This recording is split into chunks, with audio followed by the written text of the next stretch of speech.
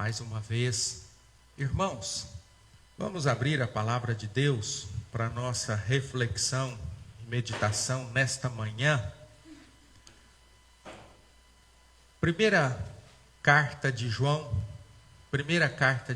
capítulo 5. Primeira carta de João, capítulo 5.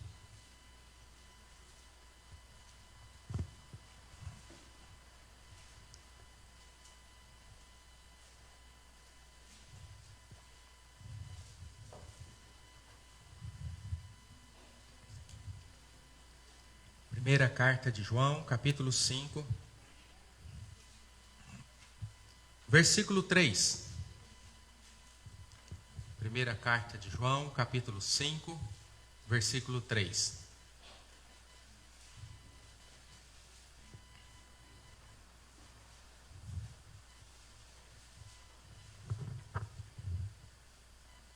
Hoje nós temos gente nova na igreja pela primeira vez.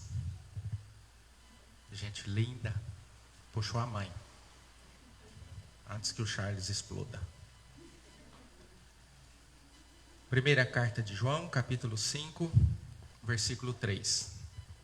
Vamos ler todos juntos? Porque este é o amor de Deus, que guardemos os seus mandamentos. Ora, os seus mandamentos não são penosos. O que é o amor de Deus mesmo?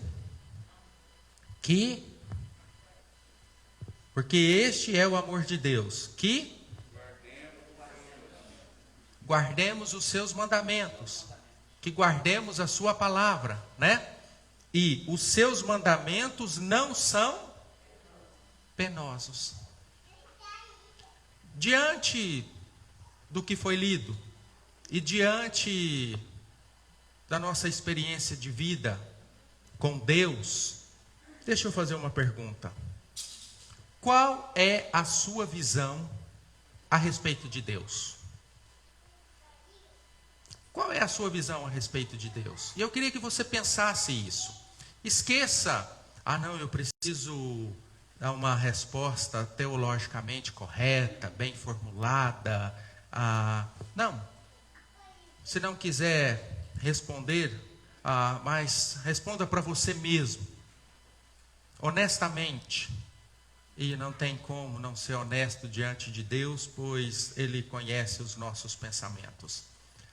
Qual é o seu pensamento? Qual é a sua visão a respeito de Deus? Como você vê Deus? Como você enxerga Deus? Você já parou para pensar nisso? A respeito da nossa visão sobre Deus? Porque não é difícil nós encontrarmos pessoas que possuem uma visão opressiva de Deus. Como se Deus fosse alguém opressor. Eu vou usar um termo aqui, como se Deus fosse alguém desmancha prazer. Sabe aquela pessoa desmancha prazer, desmancha a rodinha? Muitos entendem Deus assim, veem Deus assim. Por quê? Por causa dos seus mandamentos. Eu não posso fazer isso, eu não posso fazer aquilo, porque senão eu vou desagradar a Deus. A palavra de Deus, ela nos impede isso, impede aquilo outro. E muitos veem Deus dessa forma, uma visão opressiva, como se Deus fosse opressor, como se Deus fosse punitivo, inquisitivo, como se a justiça de Deus fosse algo assim, ruim. Mas Deus é amor, Deus é bondade, Deus é graça, Deus é misericórdia e Deus é justiça e retidão e santidade. Mas muitas vezes nós insistimos em olhar para Deus desta forma, como se fosse opressor. E aí, uma outra pergunta. Nós falamos aqui a respeito dos mandamentos, o texto que nós lemos, porque este é o amor de Deus, que guardemos os seus mandamentos, que obedeçamos a sua palavra, que sigamos aquilo que ele nos deu, a sua palavra. Estaria Deus bem intencionado com a humanidade, ou nos deu os seus mandamentos apenas para nos oprimir ou nos fustigar?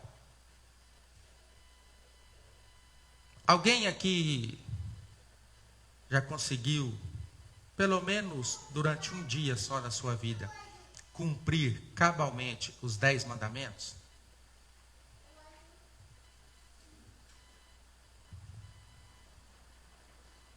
Alguém aqui já conseguiu?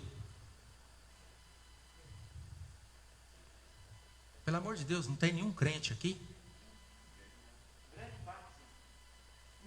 A grande parte é crente, né? Se nós não conseguimos cumprir, então Deus nos deu os mandamentos, foi para nos fustigar, então. Foi para nos oprimir. Porque nós não conseguimos cumprir. E Ele nos dá esses mandamentos que nós não conseguimos cumprir, é para quê? É para nos humilhar? Só pode ser. E essa foi a sugestão, sabe de quem? Satanás. Abra sua Bíblia comigo, lá em Gênesis, capítulo 3, versículo 5.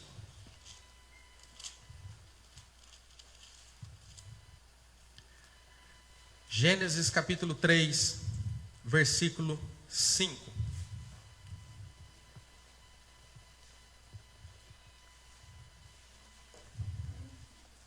Nós temos aqui o registro da queda do homem e o diálogo aqui entre a serpente e a mulher. E nesse diálogo, a serpente diz algo assim, versículo 5, Gênesis 3, verso 5. Porque Deus sabe, porque nós sabemos que Deus, quando cria o jardim, cria o homem, coloca no jardim, ali tinha a árvore da vida, onde o homem tinha acesso a tudo aquilo que era necessário para si, para sua satisfação, e a árvore do fruto do conhecimento do bem e do mal, Deus dissera ao homem: olha, do fruto dessa árvore não comereis, porque do dia que comer certamente morrerás. Deus disse isso, e aí vem a serpente e diz assim: olha, sabe por que Deus falou para não comer desse fruto? Porque Deus sabe que ele comerdes, se vos abrirão os olhos, e como Deus, sereis conhecedores do bem e do mal. Essa foi a sugestão da serpente. Essa foi a sugestão de Satanás, dizendo em outras palavras assim: Deus está mal intencionado. Deus criou regras. Essas regras que Deus criou foi para fustigar e para manter o homem cativo e limitado, para dominá-lo, para cercear o seu direito. No dia em que vocês comerem, no dia em que vocês desobedecerem, no dia que vocês irem a andar por vocês mesmos, vocês verão a vida de uma outra maneira. Vocês aí enxergarão uma vida totalmente livre, e como Deus, vocês serão capazes de conhecer o bem e o mal. Essa foi a sugestão da serpente. E essa sugestão foi aceita. E o homem desobedece a Deus. E aí nós temos no Salmo de número 2, descrevendo de forma muito clara este pensamento do homem sem Deus. Salmo 2, verso 3 diz assim: rompamos os seus laços e sacudamos de nós as suas algemas. Ou seja, eu não vou viver uma vida aprisionada a regras. Eu não vou viver uma vida aprisionada a preceitos. Eu não vou viver uma vida presa à vontade de Deus. Porque Deus é visto como alguém que aprisiona. Deus é visto como alguém que nos mantém cativos. Deus é visto como alguém que impede a felicidade humana. É assim que Deus é visto pelo homem que vive sem Deus. E o pensamento moderno, o pensamento filosófico moderno segue a mesma linha. Freud, ele afirmou que a religião é uma neurose obsessiva compulsiva.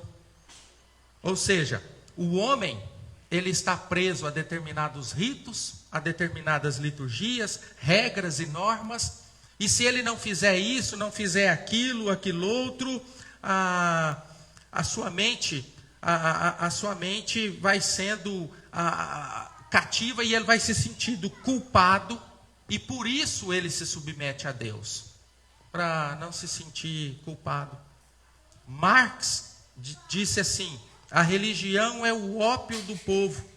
Ela é uma droga injetada na mente social e coletiva e mantém as pessoas anestesiadas e indefesas.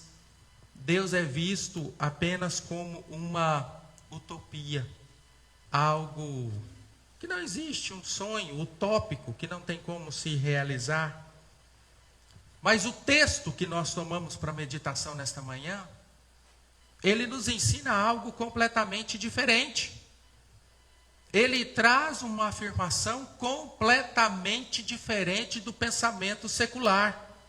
Porque este é o amor de Deus, que guardemos os seus mandamentos, porque os seus mandamentos não são penosos. Mas o pecado nos faz entender o amor de Deus assim: olha, eu sou bom, então comigo não pode acontecer nada de ruim.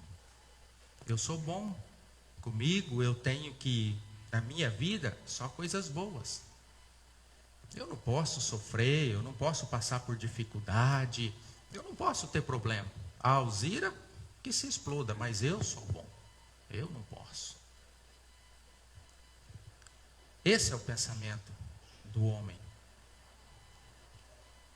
principalmente com relação aos mandamentos de Deus ou ao amor de Deus. Mas o amor de Deus é este: que guardemos os seus mandamentos. Este texto está aqui na carta de João.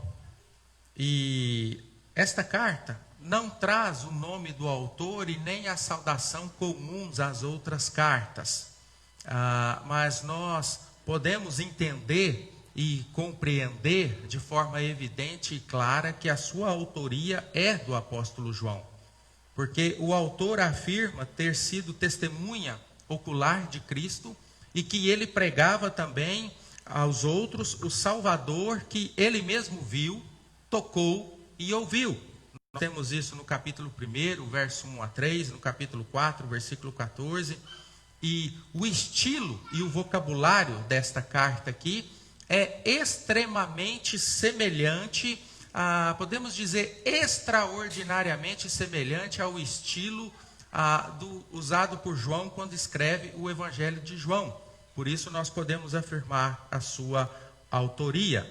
E tem como tema a certeza da salvação em Cristo. Este é o tema principal aqui da carta do apóstolo João. A certeza da salvação em Cristo. E o propósito principal quando ele escreve esta carta é esclarecer a diferença que existe entre aqueles que pertencem a Deus e aqueles que não pertencem a Deus. Ou seja, os que pertencem a Deus e os que pertencem ao mundo. E isso para trazer para a igreja o entendimento de que a igreja ela possa entender e desfrutar da paz que existe em Cristo Jesus. E para nós entendermos isso, nós vamos fazer algumas considerações. A primeira: qual é o custo de viver uma vida fora da vontade de Deus?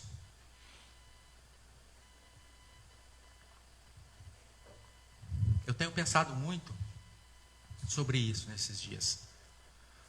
Porque eu vivi 33 anos da minha vida fora da vontade de Deus. Muitos aqui tiveram o privilégio de nascer em um lar evangélico e não viveram fora da vontade de Deus. Mas nós precisamos pensar nisso. Você que nos acompanha, pense nisso. O custo de viver uma vida fora da vontade de Deus. Porque viver uma vida fora da vontade de Deus, sem Deus, traz um custo emocional e espiritual muito grande. Eclesiastes capítulo 7, versículo 29, o autor, refletindo sobre a vida, ele diz assim: eis que tão somente achei que Deus fez o homem reto, mas ele se meteu em muitas astúcias. É isso que o autor diz. Eis que tão somente achei. A conclusão que eu cheguei: Deus fez o homem reto, mas o homem se meteu em muitas astúcias, confusões, problemas, dificuldades. Por quê? Porque desobedeceu a Deus. O resultado de querer viver sem Deus é confusão, desorientação, culpa, medo, tristeza. Andar fora dos projetos de Deus para a nossa vida só vai trazer esse tipo de consequência. Agora, andar com Deus nos livra de laços, nos livra da morte e nos traz vida, e vida de verdade. Os mandamentos de Deus não são regras restritivas, porque as pessoas lá fora pensam assim, que a religião cristã é a religião do não pode. Não pode isso, não pode aquilo, não pode aquilo outro. Às vezes as pessoas falam para a gente assim: não pode porque a igreja não deixa, né? Não pode porque você é pastor, não pode porque isso aqui. Não. A religião cristã não é uma religião de regras restritivas. Nós somos livres. Em Cristo é que nós somos livres de verdade. Porque fora de Cristo nós somos escravos. Escravos do pecado. Prova disso: viva sem pecar. Deixe de pecar. Vida por você mesmo. Eu decidi, hoje eu não peco mais. Decida por você mesmo: a partir de hoje eu não cometo mais nenhum erro, nenhum pecado na minha vida. E veja se consegue. Não consegue. Por quê? Porque nós somos escravos. Escravos do pecado. Presos ao pecado. Agora em Cristo nós estamos livres. Por quê? Porque nós deixamos de pecar? Não. Porque Ele pagou o preço dos nossos pecados. Então nele nós temos liberdade. A liberdade de viver conforme a sua vontade. Aí que está a nossa verdadeira liberdade. As leis de Deus, os mandamentos de Deus, é um caminho para uma vida liberta da escravidão e do pecado.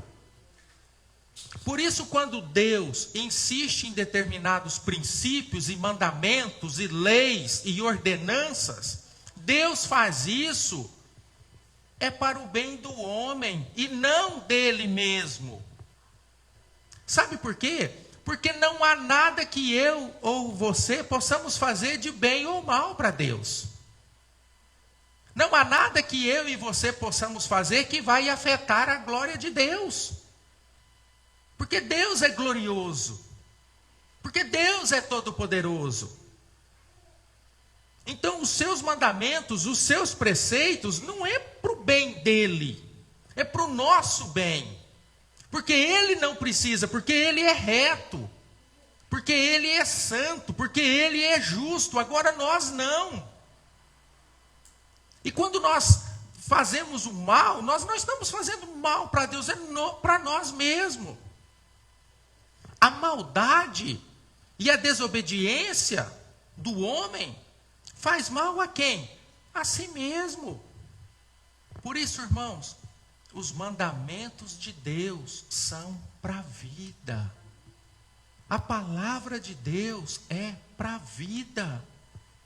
As suas leis e regras são para o bem viver, que nos concede uma bússola para a vida.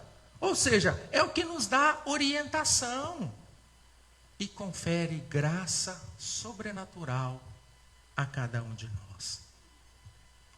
Os mandamentos de Deus regulamentam a relação do ser humano com Deus, consigo próprio, com o próximo e com a natureza.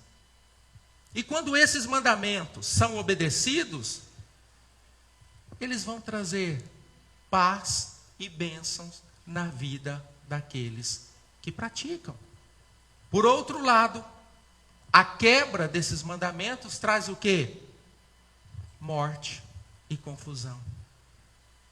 Mas infelizmente, existe na mente do homem uma persistente ilusão de que se pode viver separado de Deus, de que se pode viver alheio à vontade de Deus, alheio à direção de Deus, à orientação de Deus, ao encaminhamento de Deus. Achar que se pode viver uma vida de rejeição a Cristo, que traz o quê? Liberdade ao homem preso em seu pecado. Mas o homem acha que pode viver assim. Irmãos, e aqui eu não estou falando de igreja, de placa, de denominação. É de Deus, da sua palavra, de Cristo. Os mandamentos de Deus, eles não são para privar ninguém de uma vida de qualidade. Os mandamentos de Deus não é para tirar a alegria de ninguém.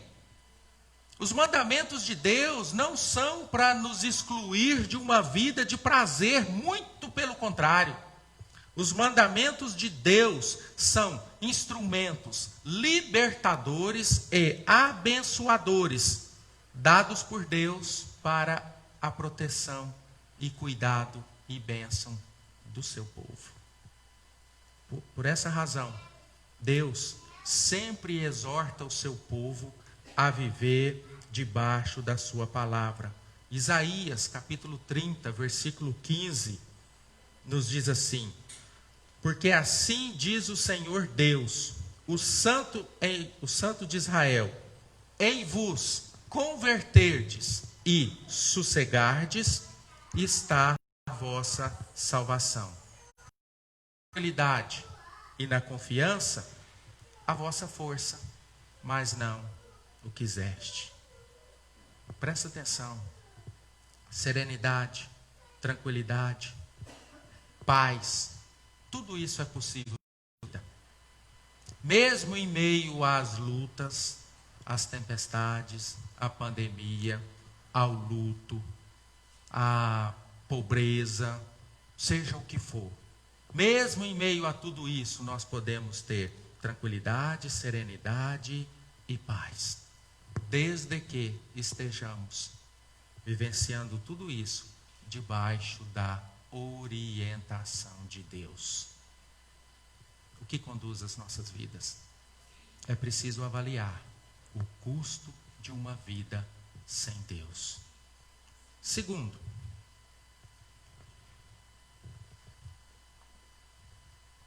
uma segunda avaliação muito importante. Alguém aqui é tão bom a ponto de que sabe que vai ficar para semente?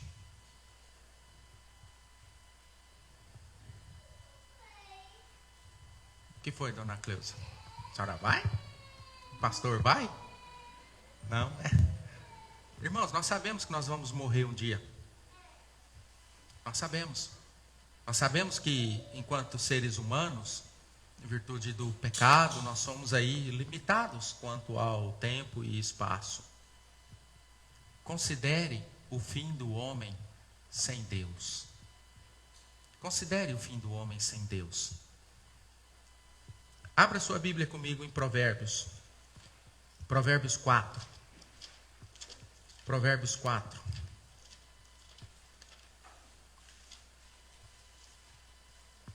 Provérbios 4, versos 18 e 19.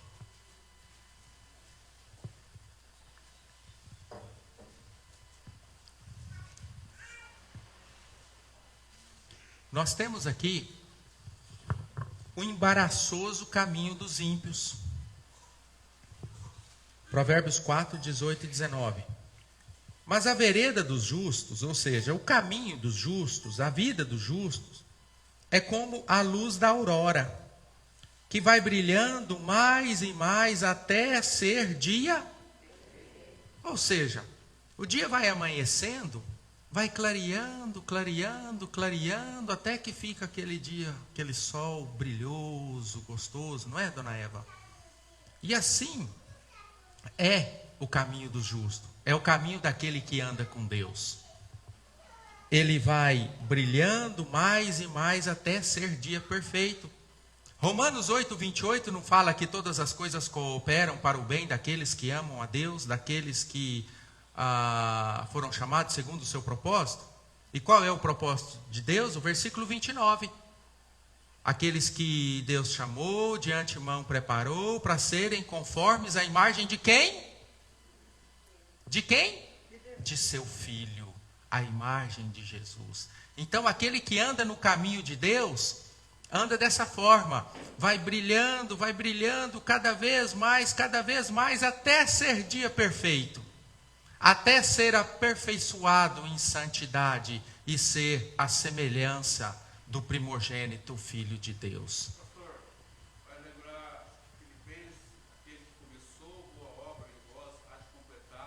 Há de completá-la, exatamente. E Deus começa essa obra e Ele há de completar, exatamente. Agora, olha o versículo 19. O caminho dos perversos é como o quê? Eles nem sabem, ou melhor, nem sabem eles em quem tropeçam. Observe aqui, irmãos, os rumos são diferentes. Não está falando aqui da vida em si, que um vai ser rico, um vai ter 10 casas, o outro não vai ter nenhuma, um não fica doente, o outro fica doente. Não está dizendo isso, mas o que está dizendo aqui é que os rumos são diferentes. O justo, aquele que está em Deus, ele sai da escuridão e vai para a claridade. Os perversos caem e nem sabem em quem tropeçaram. Não sabem o que aconteceu. Por isso nós temos a exortação do verso 13. Aqui no verso 13, Provérbios 4, verso 13. Retém a instrução e não alargues. Guarda, porque ela é a tua vida. Não entres na vereda dos perversos, nem sigas pelo caminho dos maus. Evita.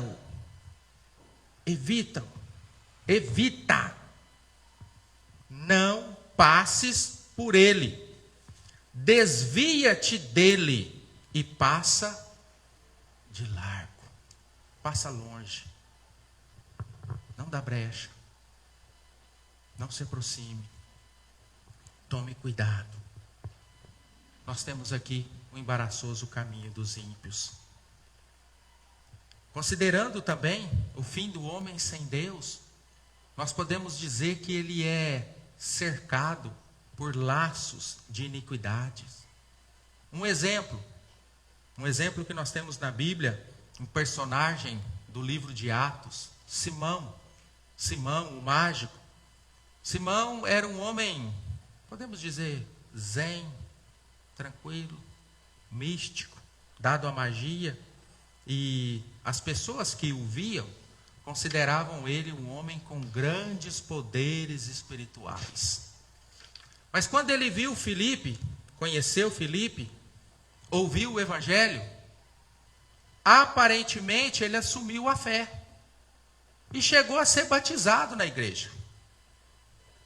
Mas a verdade é que ele mesmo vivia em seu coração fascinado pelo misticismo. E um dia, já membro da igreja, vendo a graça de Deus através da vida de Pedro e João, o que ele faz? Ele oferece dinheiro para ter o mesmo poder, Mariana, que Pedro e João tinham. Aí o que acontece? Pedro foi duro com ele. Atos capítulo 8. Veja lá. Atos capítulo 8. Atos capítulo 8, verso 21 a 23.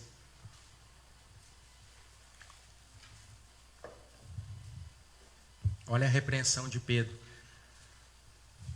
Atos 8, 21 a 23.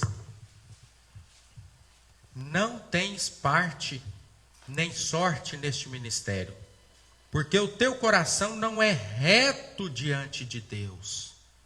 Verso 22. Arrepende-te, pois, da tua maldade e roga ao Senhor. Talvez te seja perdoado o intento do coração, pois vejo que estás em fel de amargura e laço de iniquidade. O pecado enreda o homem, ou seja, o pecado é que dirige a vida do homem, envolve, cerca, amarra com laços de iniquidade. Por isso que o autor lá do livro de Provérbios, que nós lemos no verso 19, afirma: eles nem sabem em que tropeçam. Por quê? Porque estão cercados, presos, amarrados pelo pecado. Uma terceira consideração que nós podemos fazer aqui a respeito dos mandamentos de Deus. E aqui um princípio muito simples.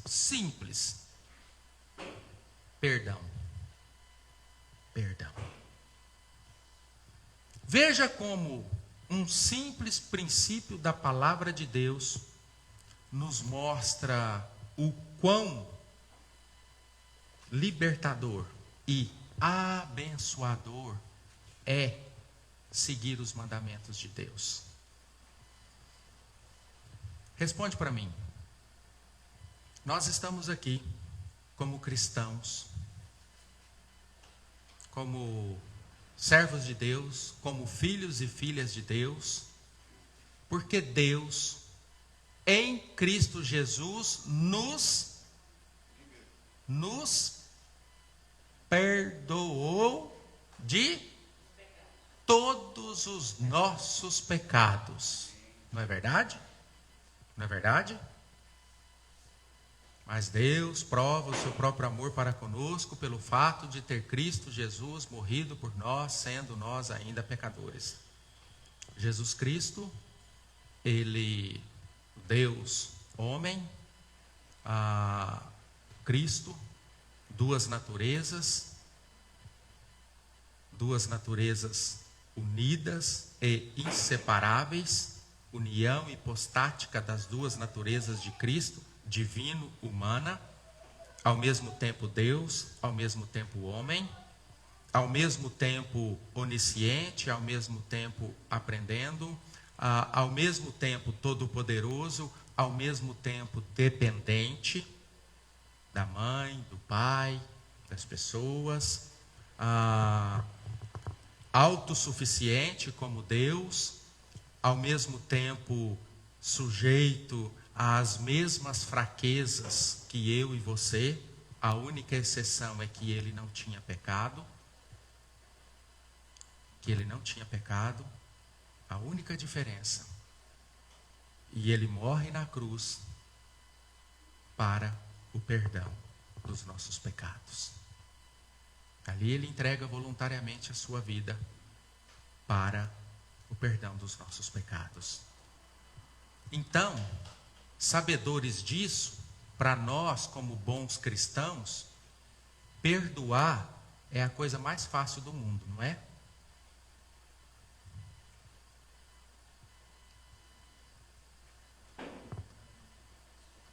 É ou não é?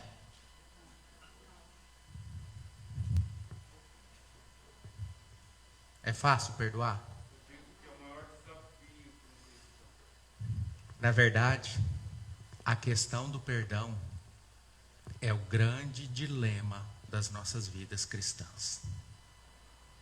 Quantos de nós estamos aqui dentro? Agora, nesse momento, quantos de nós aqui estamos aí com o coração talvez cheio de rancor, mágoa, ressentimento, por situações aí em que nós não conseguimos perdoar. E aí nós achamos que ainda somos muito bons quando nós dizemos assim: olha, perdão é só Deus quem pode dar. O perdão dos pecados para a salvação é só Deus quem pode dar em Cristo Jesus. Agora, assim como o Pai nos perdoou, nós também devemos perdoar. Assim como o Senhor perdoou as nossas ofensas, perdoamos também aos nossos devedores, aos nossos ofensores. Sim. Mas a própria palavra perdoar possui na sua etimologia o germe da perda. Quem é que gosta de perder? Desde criança nós somos ensinados a ganhar. Eu só quero ganhar. Na igreja eu quero ganhar aplausos, eu quero ganhar reconhecimento, eu quero ganhar méritos, eu quero ganhar o melhor lugar. Eu quero ganhar o que é de melhor. Mas o perdão traz na sua etimologia o germe da perda, do prejuízo. O que é perdoar? Perdoar é você sofrer o dano, porque Deus sofreu. Ele sofreu o dano da nossa ofensa, dos nossos pecados, da nossa rebeldia. Ele sofreu. E ele não se vingou. Muito pelo contrário. Ele nos perdoou. Perdoar é sofrer o dano. Perdoar é não vingar. Perdoar é não cobrar do outro juros e nem parcelas do mal que nos praticou. Esse é o perdão. Mas isso parece algo completamente anacrônico. Fora do tempo, fora da realidade. Eu não estou dizendo que é fácil, mas eu sou desafiado e desafio a igreja também a considerar agora o risco de não perdoar. Considere o risco de não perdoar. Já viram o que acontece com as pessoas que não são capazes de perdoar? E dizem que servem a Deus porque foram perdoadas. Mas elas não são capazes de perdoar. Já considerou o risco? O que acontece com essas pessoas? Se você acha que perdoar é algo negativo, difícil, impossível, imagine as consequências de não perdoar. Milhões e milhões de pessoas estão hoje adoecidas, doentes. Por quê? Porque não conseguem perdoar. Milhões e milhões de pessoas terminam os seus dias em autopunição e ódio, porque não são capazes de perdoar. Milhões e milhões de pessoas perdem a coerência na própria vida, porque não são capazes de perdoar. Milhões e milhões de pessoas vão parar em hospitais psiquiátricos, pagando fortunas a terapeutas pelo simples fato de não conseguir perdoar. Porque negligenciam um dos elementos principais, elementares da lei de Deus, que se chama perdão. Meus irmãos, ninguém de nós está aqui por causa da beleza, por causa da bondade, por causa das atitudes, ou por outra coisa. Nós só estamos aqui porque nós fomos perdoados por Deus. Então, os mandamentos de Deus não são penosos. Eles nos foram dados para quê? Para a vida. Quando Deus nos deu a sua lei, os seus preceitos e a sua palavra, Ele não pensava em si mesmo, Ele pensava em nós. E seu objetivo era nos proteger de nós mesmos, das armadilhas do engano, do pecado, dos laços de iniquidade, das astúcias que criamos, nas quais nós tropeçamos e nem sabemos em que nós tropeçamos. Então, um princípio muito simples, o perdão. É difícil? É, mas considere o preço e as consequências de não perdoar. E por fim, uma última observação que nós podemos fazer aqui a respeito do amor de Deus que está no fato de guardarmos os seus mandamentos. Que na realidade é uma pergunta: que proveito nós temos em guardar os preceitos de Deus? A pergunta clássica dos dias de hoje: o que nós ganhamos com isso? Porque geralmente hoje nós somos movidos por isso, né? O que eu ganho com isso? O que eu ganho? Se eu ajudar a irmã Sueli, o que eu ganho com isso? Se eu chorar junto com o presbítero Mariano, o que eu ganho com isso? O que eu vou ganhar? Que lucro eu vou ter? Qual a vantagem eu vou tirar disso? Porque nós somos assim. Eu quero tirar vantagem de tudo. Nossa natureza é assim. Talvez até mesmo daquela bondade que nós fazemos, mas nós fazemos porque eu sei que, rapaz, eu vou agradar o mineiro. Vou carregar o mineiro aqui. Já que eu estou de dieta mesmo, daqui uns dias eu emagreço mais ainda, tanquinho, eu vou lá no cantão tomar banho de piscina. Ele vai deixar, eu sou bonzinho para ele. Não sou bom. É vantagem. E assim também nós pensamos com Deus. Sabe? Não é muito difícil e nós temos esse pensamento distorcido aqui no nosso coração. E essas perguntas aqui, essa mesma pergunta foi feita pelo povo de Deus nos dias do profeta Malaquias. Você pode ler depois o livro de Malaquias, lá no capítulo 3, versículo 14.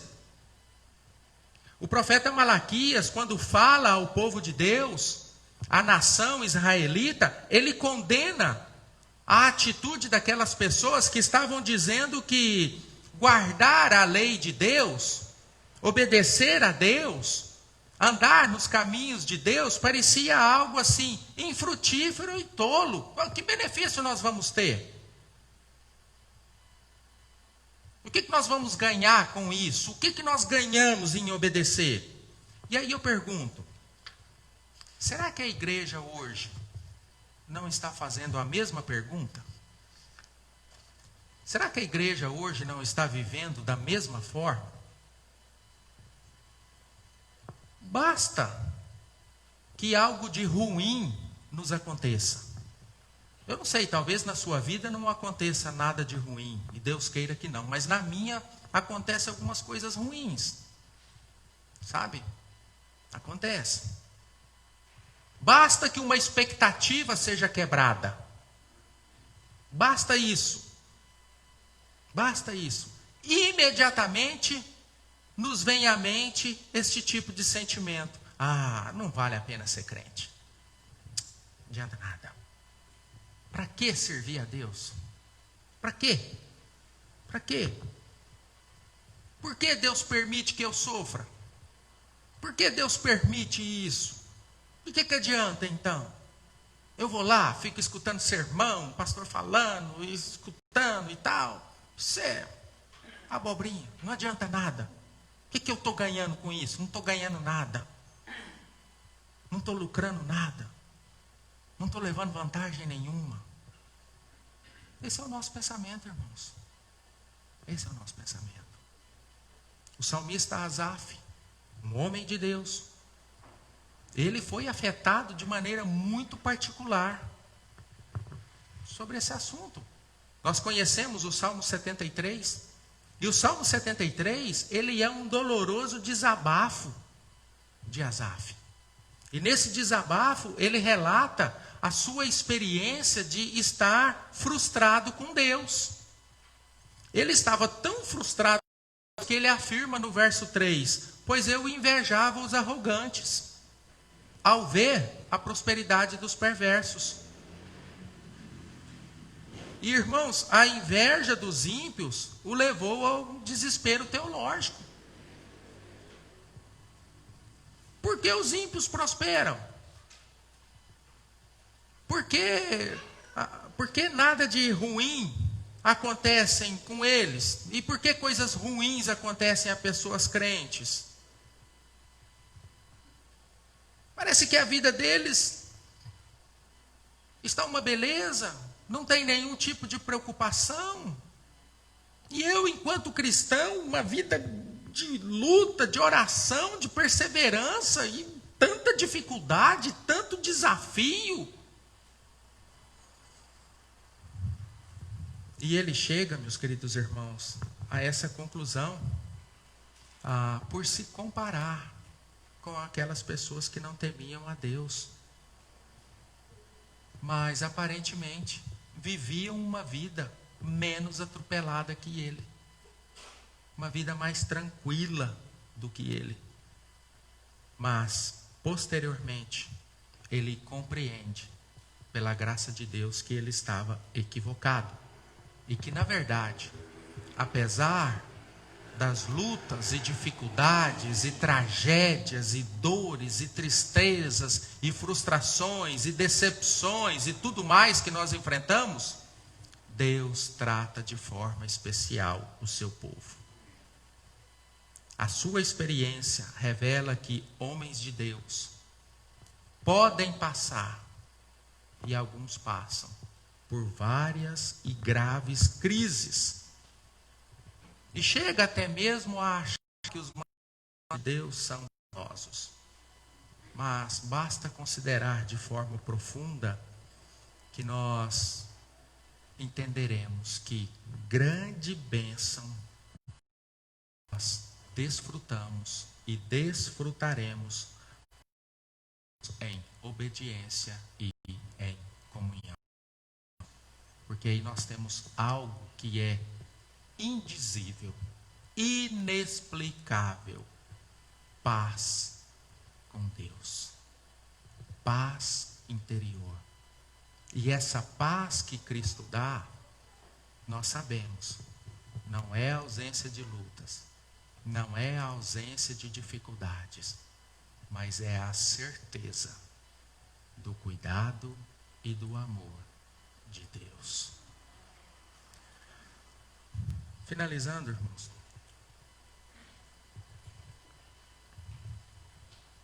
assim foi no Éden, assim foi com Asaf, assim foi com os crentes nos dias do profeta Malaquias, e assim também tem sido conosco, com a igreja odierna. A maior e mais eficaz estratégia do dia é nos fazer pensar que não vale a pena seguir a Deus. É nos fazer pensar que não vale a pena obedecer a Deus. É nos fazer pensar que andar com Deus é desagradável, é penoso, é cansativo. É nos fazer pensar que os seus mandamentos são para nos fustigar, nos oprimir, nos subjugar. É nos fazer pensar de que Deus não se interessa por nós. Mas é bom recordarmos que os mandamentos de Deus são para a vida. Eles não são penosos. Através dos seus preceitos, através dos seus mandamentos, Deus nos dá o quê? Vida, saúde, alegria e paz. Voltem lá no texto que nós lemos, 1 João, capítulo 5.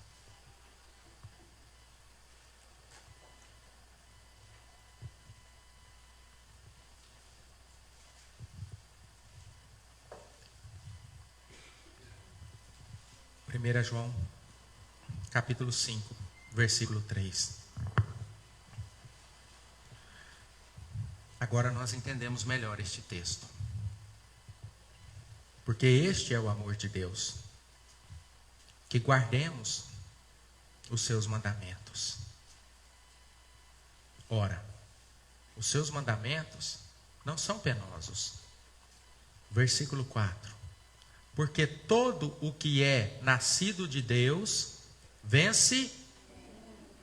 Esta é a vitória que vence o mundo. A nossa.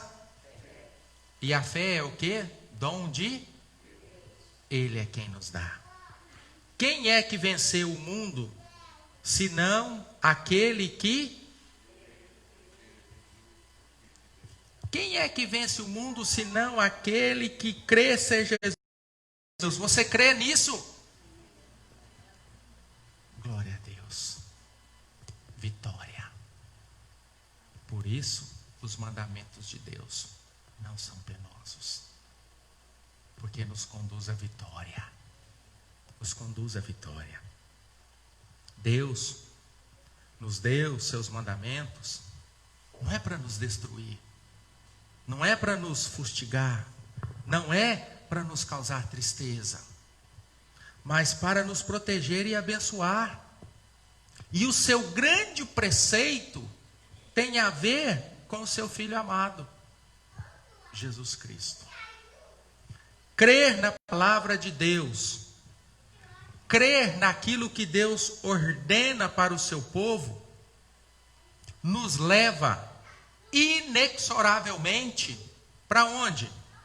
Para a obra de Cristo na sua redenção.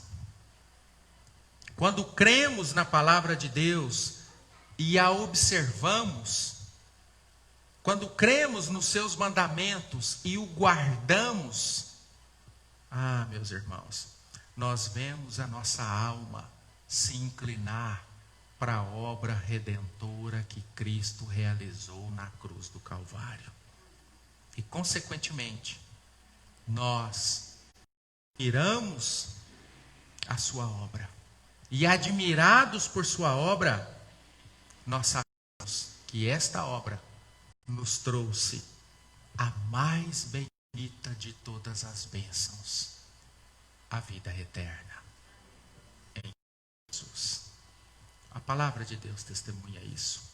Seus mandamentos não são penosos. Seus mandamentos nos dão vida eterna em Cristo Jesus. Por isso que eles não são penosos. Amém? Vamos orar? Senhor, nós te louvamos pela tua palavra que nos leva a considerar o grande amor do Senhor, Pai. Que nos leva a considerar a nossa obediência aos teus mandamentos, os quais nós vimos que não são penosos, pois os seus mandamentos são para a vida eterna. que está em Cristo Jesus, nosso Senhor e nosso Salvador. Nos ensine, Pai, a viver em perfeita obediência. Sabemos que não temos condições próprias para isso, mas te louvamos, pois o Senhor nos guia e nos conduz, iluminados pelo Santo Espírito do Senhor que habita em nossos corações, Pai.